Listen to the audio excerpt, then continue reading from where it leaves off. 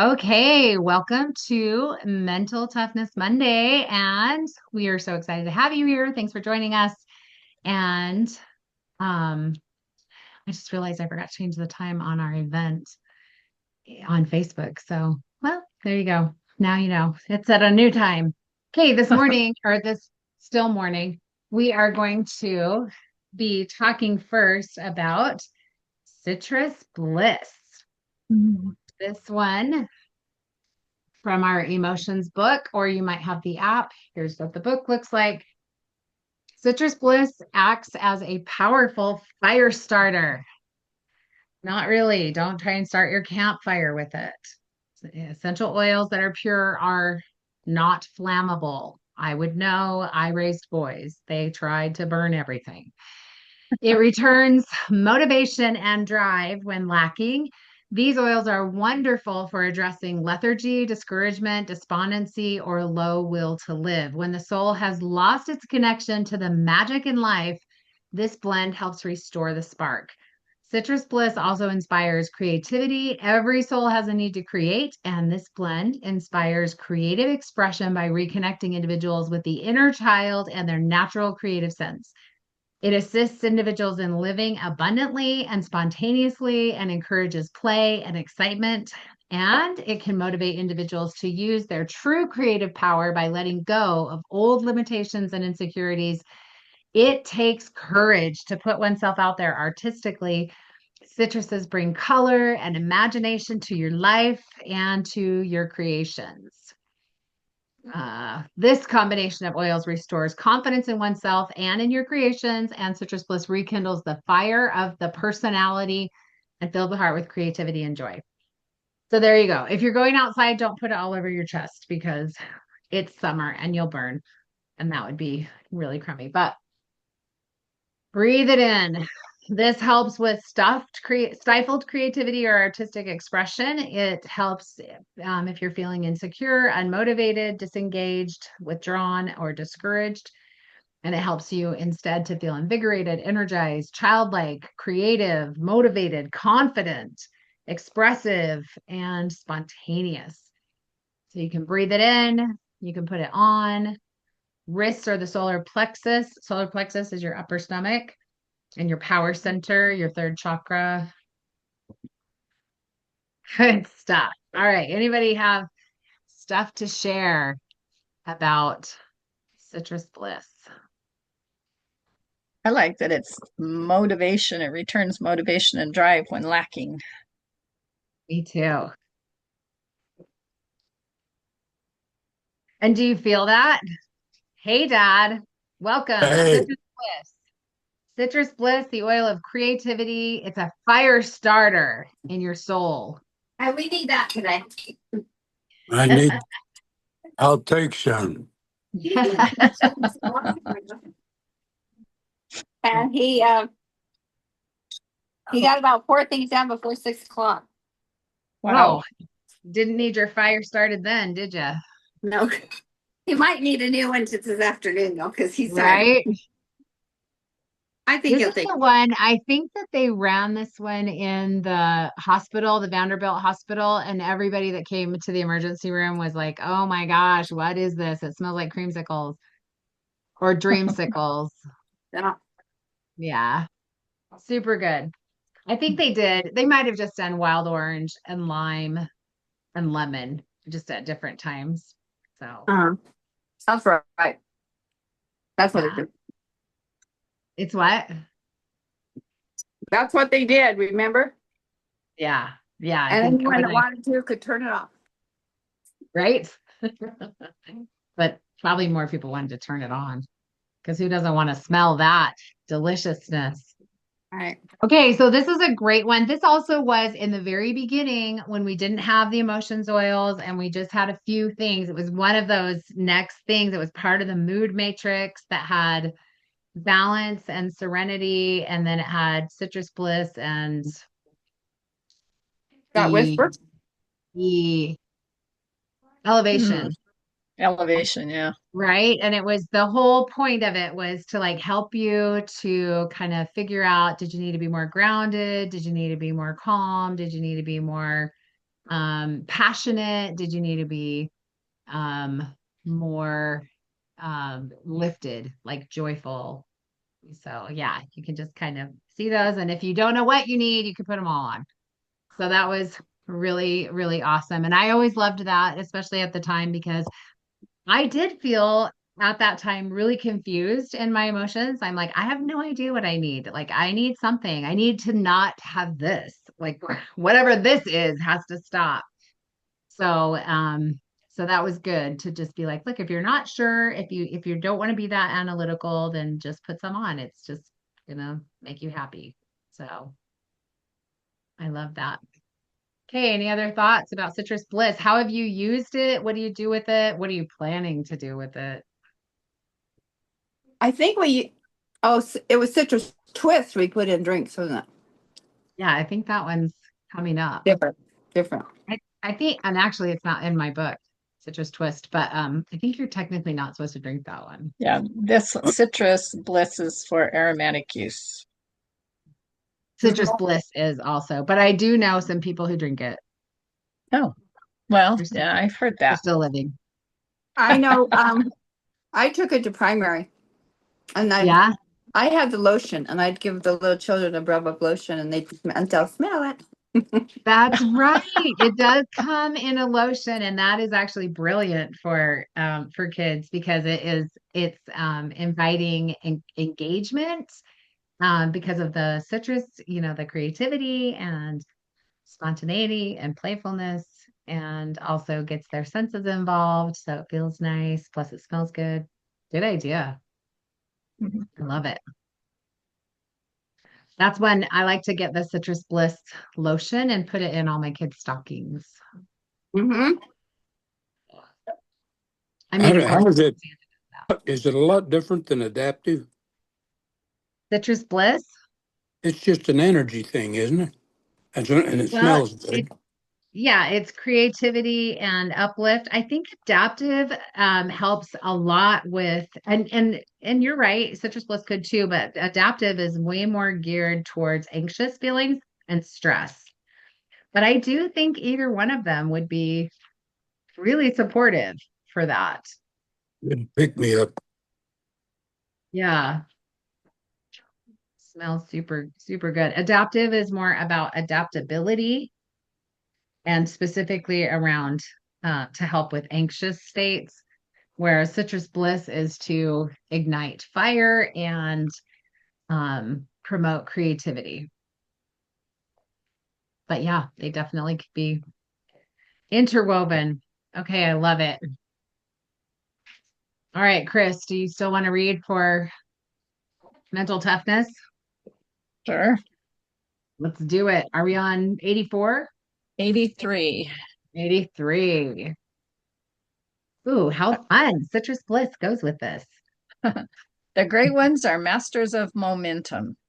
The quote is by David Paulet, founder of the Momentum Project. And he says, momentum producers understands an important law of physics. Objects are at rest, have no momentum. They know the power of their thinking, planning, and acting. Bottom line, momentum producers are hard to stop. The Right? masses, yeah, that's a good one. That is a Object good at one. rest have no momentum. Truth. The masses are oblivious to the magnitude of the role momentum plays in the performance of emotional creatures. The world class knows an emotional creature on a hot streak can become a champion if the momentum lasts long enough.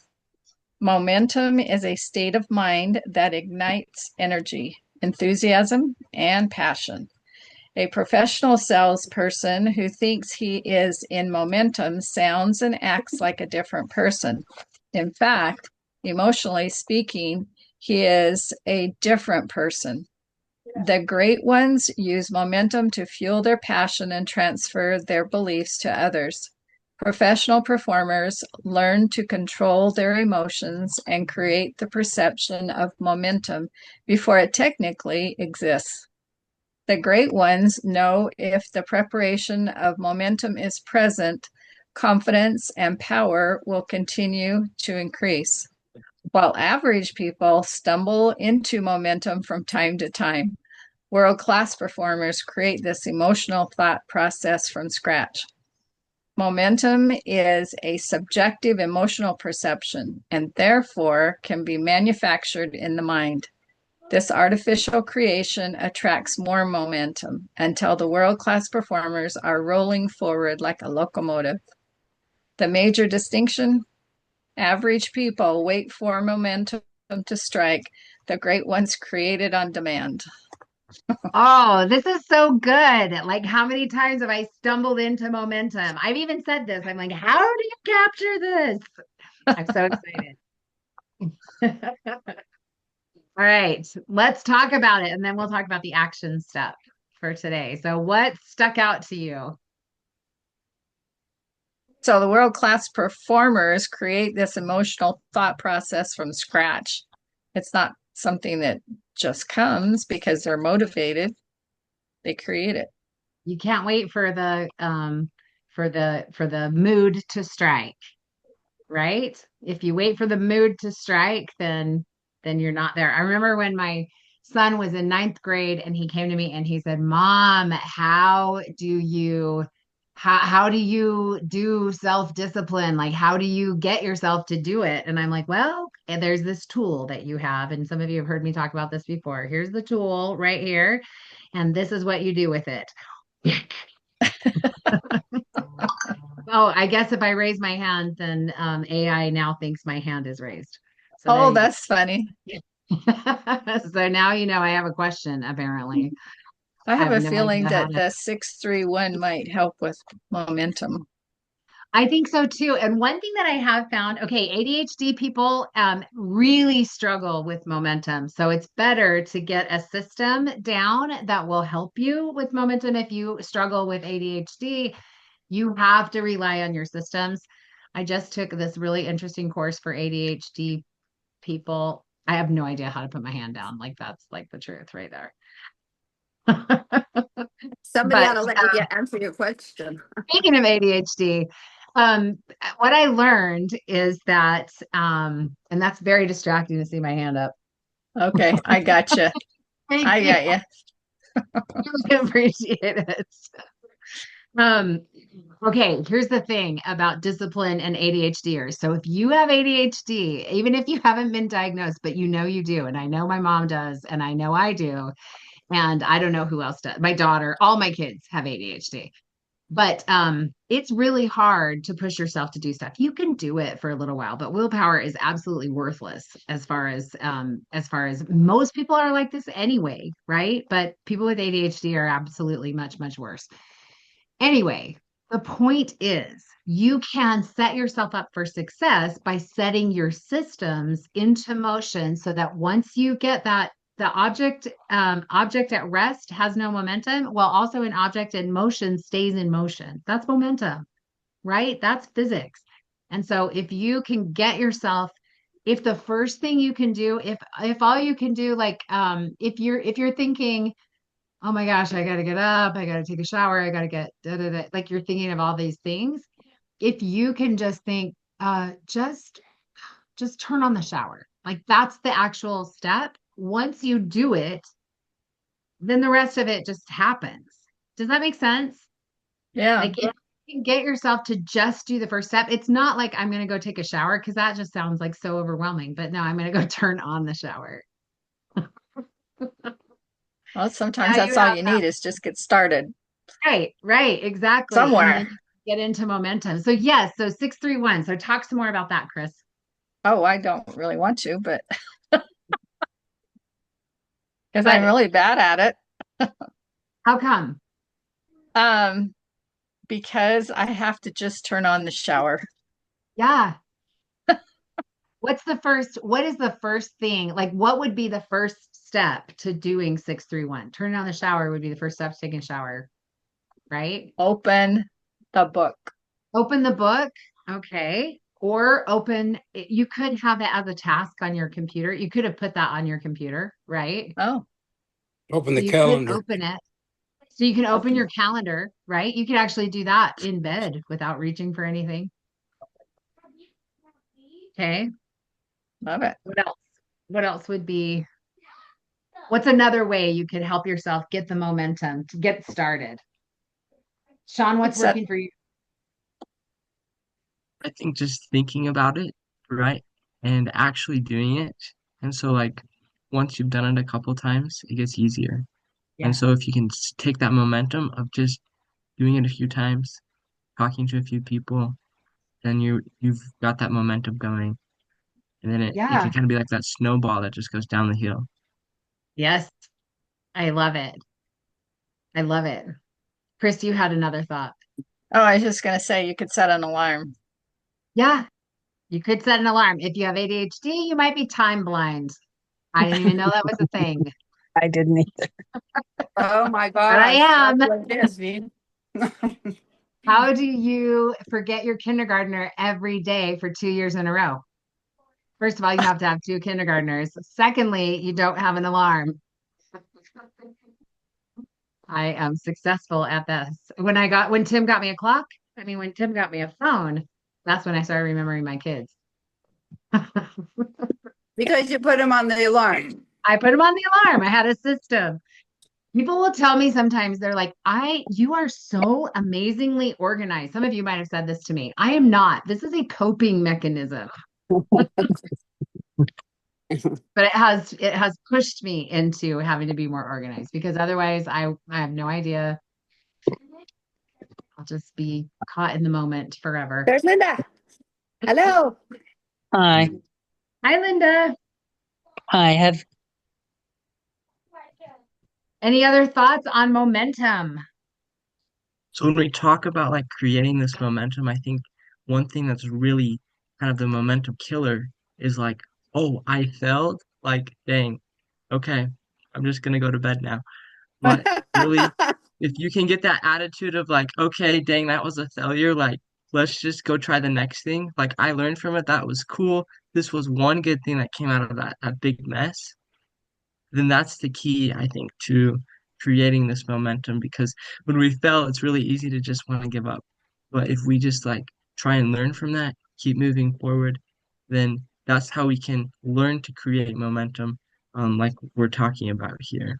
I really love that. And this was another thing. I learned this in two places this weekend about Elon Musk. One was on the Tuttle twins and one was in this ADHD course creator.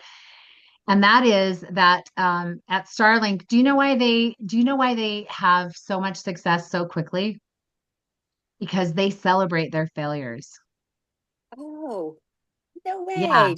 So they're actually encouraged to try it and do it wrong. Like you don't have to do it wrong on purpose. Try to do it right, obviously. But when you fail, then you're like, yes, okay, that does not work clearly. And then move forward with it. I think that the rest of us take this, it's just so internalized of just like, oh my gosh, I suck. You do not suck. You just know one more way that doesn't work, right? Or you don't know yet because you're not sure why it failed. So now you're back to the drawing board figuring it out. So I love that, Sean. Just like keep going even if you are failing. Learn from it, figure out what to do next, do it again, fail again, celebrate yourself, give yourself a nice Yeah. pat on the back, Celebrate that you tried. celebrate that you tried. I love it. Really good. Okay, here is the action step for today. Are you ready? Keep repeating this. I have massive momentum. Find different ways to program yourself with this message until you begin to believe it. Remember, the subconscious mind cannot make the distinction between what is real and what is vividly imagined. Use the power of language to talk yourself into an emotional state of momentum toward your goals. So I loved what you said also, Sean, about just like thinking about it until you do it. And some of you have heard me talk about when my kids were little and I was super, super overwhelmed and I couldn't get out of bed because I was just like so depressed and everything was horrible in my life. And it was really, really bad. And it really was really, really bad. And my dishes also were not done and my laundry was stacked up to the ceiling. And so I would lay in bed and I would imagine, I would visualize how it would look and how I would feel when it was done. And then I would visualize myself with my hands in the dishpan with the I think I had the apple scented Dawn soap. And so I would smell that smell in my mind and I put my hands in the dishpan. I would just like see all the dishes getting clean because I was cleaning them. And that created momentum for me to be able to get out of bed and make that vision a reality. So your visions, and we talk about this also, we talked about it in Sassy Habits. We've talked about it in lots of other places. The Think System. Did you guys watch um the Music Man, Harold Hill, right? The Think System, la di da di da di da di da da di da da di da. Yeah. I mean, he was a con man, but he was not wrong. You have to think about it to get it into place. There's some other pieces that need to happen as well.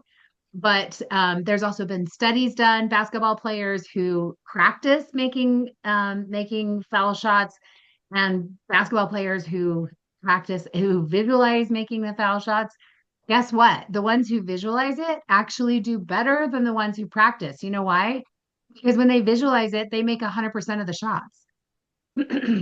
So when they're ready to actually do it, they already know. Your mind doesn't know the difference. Also, I'll give you another fantastic resource that Mont sent me this week from Joe Dispenza. Do you guys know Joe Dispenza? I never knew his story. He's kind of a big deal in the metaphysical world of, just like the thinking things. But his story was when I think he was 26 years old, he got in a terrible accident. He broke his back in multiple places. He was told that he would have to have surgery, rods in his back, like the whole thing. I don't know all the exact details, so I could be misquoting on some things, but in his own words, he did say, I was doing all this stuff. I was going 100 miles an hour, and suddenly I was face down.